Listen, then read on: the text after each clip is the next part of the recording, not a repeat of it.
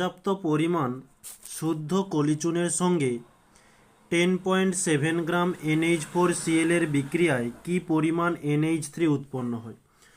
তো এখানে কলিচুন যার সংকেত হয়ে থাকে CaOH এর হোল 2 এর সাথে NH4Cl এর বিক্রিয়া করতে বলছে।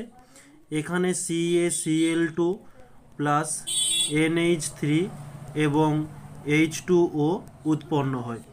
এটি বিক্রিয়া ব্যালেন্স করবার জন্য এখানে 2 দিলাম এবং এখানে 2, এই যে এখানে 2 দিলাম। তো এখানে বলেছে কলিচুন এবং NH4Cl কত গ্রাম, 10.7 গ্রাম NH4Cl। তো এখানে আমরা NH4Cl এর পরিমাণটা আমরা নির্ণয় করব। 2 কে 2 রাখলাম, N এর আণবিক ভর হয়ে থাকে 14 প্লাস H এর 1, 4টি H দেওয়া রয়েছে তাই 4 দিয়ে গুণ করলাম, প্লাস Cl এর জন্য 35.5। তো 2 কে 2 এলো, 14 প্লাস 1 4 4 প্লাস 35.5। এটা যোগ করলে আমরা পেয়ে যাব 53.5, আর এটা গুণ করলে আমরা পাচ্ছি 107 গ্রাম। এবারে এখানে বলছে কি পরিমাণ NH3 তৈরি হবে। তো এই বিক্রিয়াতে কতটা NH3 তৈরি হয়েছে দেখে নেব। 2 কে 2 থাকলো, N এর জন্য 14 প্লাস H এর জন্য 1, 3টি H রয়েছে, 3 দিয়ে গুণ দিলাম। 2 কে 2 রাখলাম, 14 কে 14 এলো, 1 3 এ 3, অর্থাৎ আমরা পাচ্ছি 14 প্লাস 3 করলে 17, 17 দুগুণে 34 গ্রাম।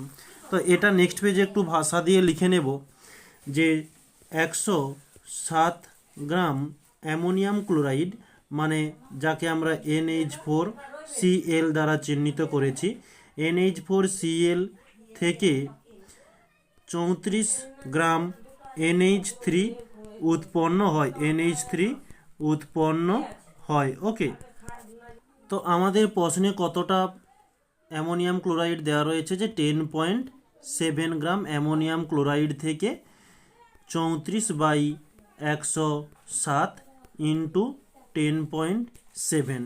তো পয়েন্ট তুললে নিচে 10 হচ্ছে, এদিকে 107 কেটে গেল, 34/10, অর্থাৎ আমরা লিখতে পারি 3.4 গ্রাম NH3 উৎপন্ন হয়। এটি হচ্ছে আমাদের অ্যান্সার।